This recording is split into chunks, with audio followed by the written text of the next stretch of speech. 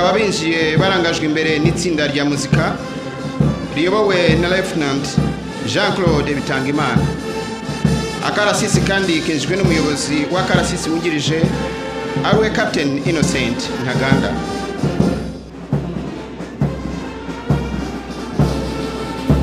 Isibo ya mbere ya Officer Cadet iyobowe na Officer Cadet Fils Nsengiyumva na Officer Cadet Augustine King Mudaheranwa. Isibo ya kabiri ya Officer Cadet iyobowe na Officer Cadet Isaac Ngororano na Officer Cadet Regis Niyonsenga. Isibo ya gatatu ya Officer Cadet iyobowe na Officer Cadet Eric Uwayezu na Officer Cadet Bonner Munyandamutsa. Isibo ya kane ya Officer Cadet iyobowe na Officer Cadet Denise Chuzuzo na Officer Cadet Annette Mutesi. Isibo ya gatanu ya Officer Cadet iyobowe na Officer Cadet Valence Ndashimiye na Officer Cadet Gabriel Nyaminani.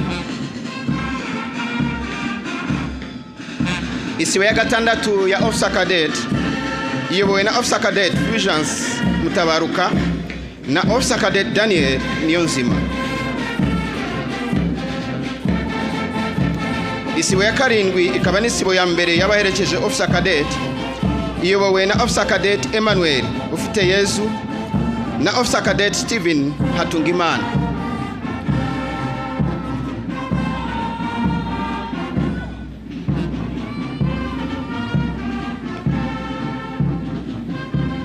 Isibo ya munani ikaba n'isibo ya kabiri y'abaherekeje Officer Cadet iyobowe na Officer Cadet Innocent Kwizera na Officer Cadet Alfred Niyomurengezi. Ngabo abagize akarasisi kuyu munsi.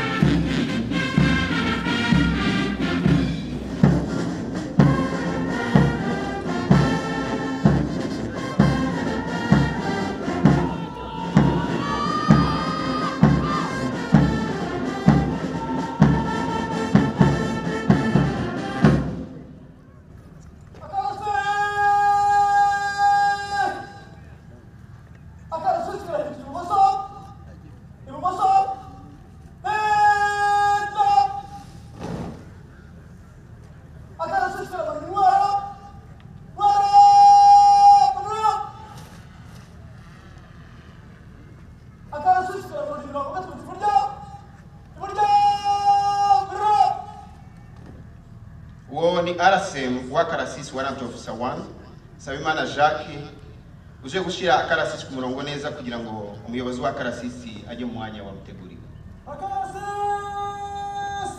gorora amasaye buryo gorora gorora komeza komeza komeza komeza amasaye buryo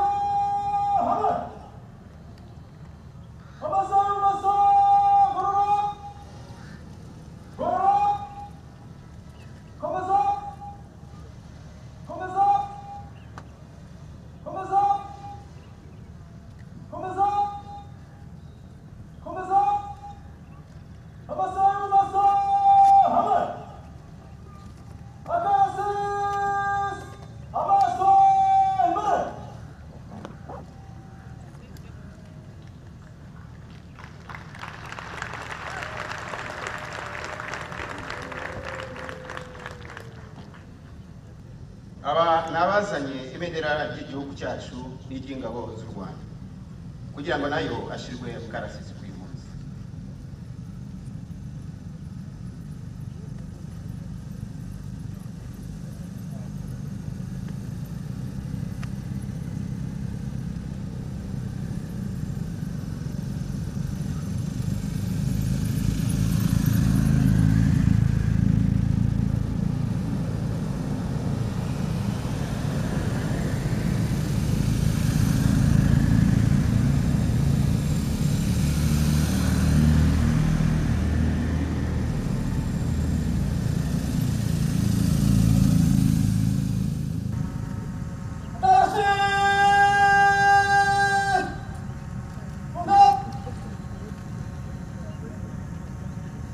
uyoboye akarasisi k'uyu munsi ni Lieutenant Colonel Francis Gatare, akaba ari we uje mu mwanya we.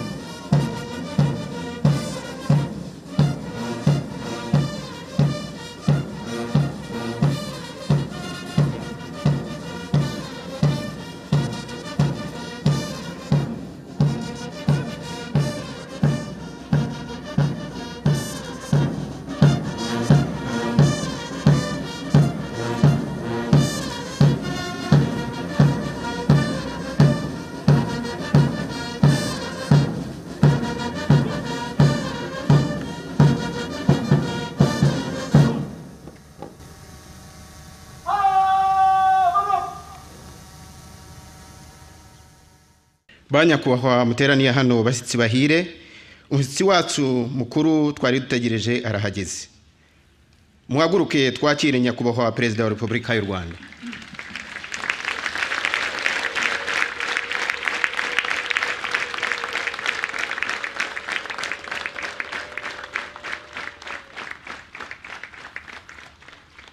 Saluti igihugu, intwaro imbere.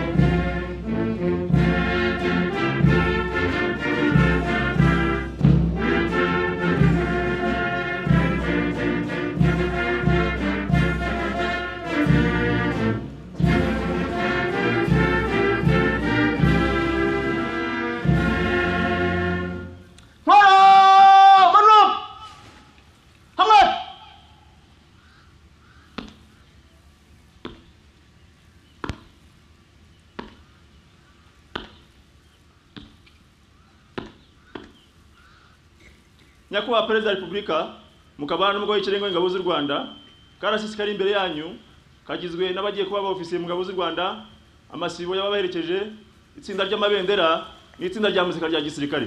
Bari mu masibo 8, 12 ku 10 ifunguye. Twitwiye kugenzurwa namwe. Nitwa Lieutenant Colonel Francis Gatare, umuyobozi wa karasisi nyakubahwa Perezida wa Repubulika.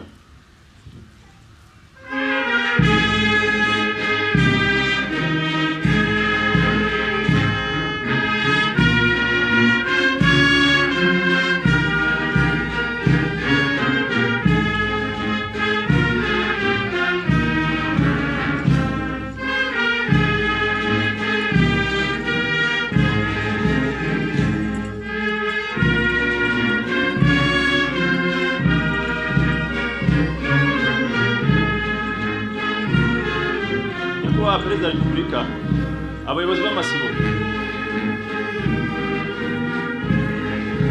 Isibo ya mbere iyobowe na Officer Cadet Chris Nsengiyumva hamwe na Officer Cadet Augustin King Mudaheranwa.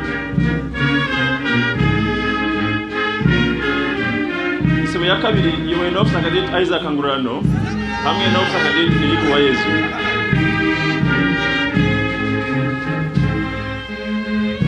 Itsinda ry'amabendera iyobowe na Captain Christian Manzi.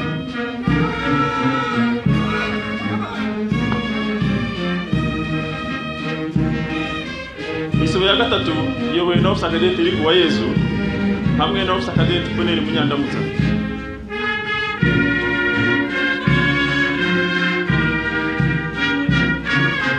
Isibo ya kane iyobowe na Officer Cadet Denise Cyuzuzo hamwe na Officer Cadet Annette Mutesi. Uwungirije ni Captain Innocent Ntaganda.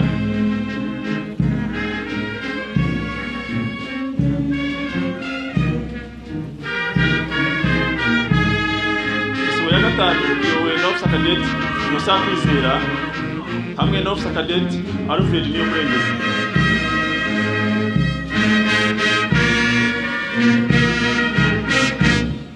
Isibo ya gatandatu iyobowe na Officer Cadet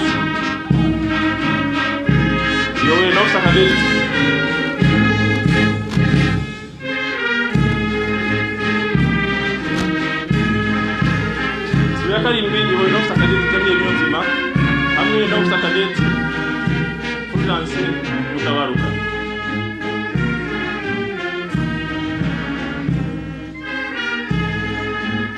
Isibo ya munani iyobowe na Officer Cadet Valens Ndayishimiye hamwe na Officer Cadet Gabriel Naminani.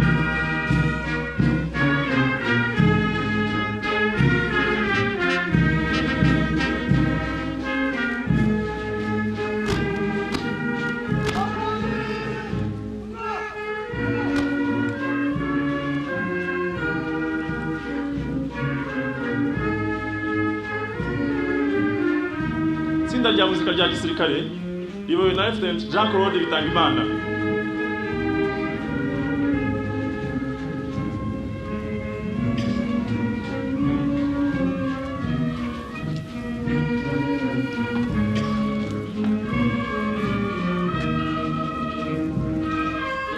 Nyakubahwa Perezida wa Repubulika, igenzura yashoje. Twabasabaga ko akarasisi kereka imbere ya Nyakubahwa Perezida wa Repubulika.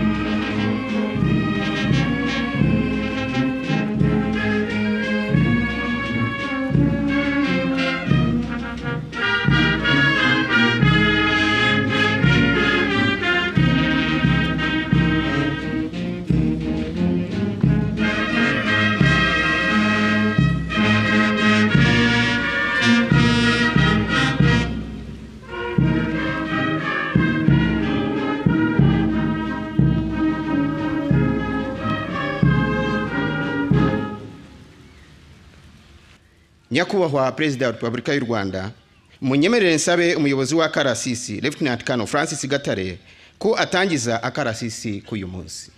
Murakoze. Umuyobozi wa akarasisi. Karasisi! Ngap! Waro! Zamura! Itsinda rya muzika? Yeka!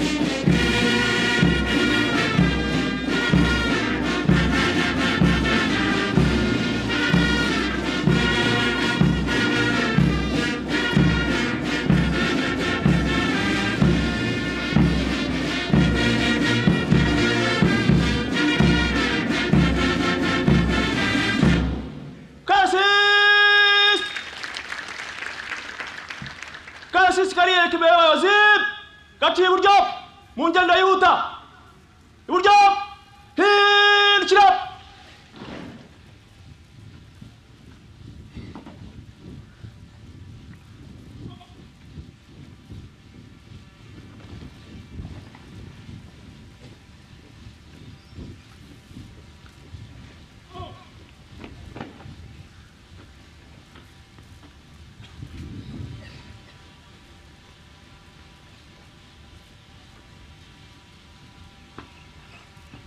Karasisi ngendo yihuta twese hamwe mbere genda.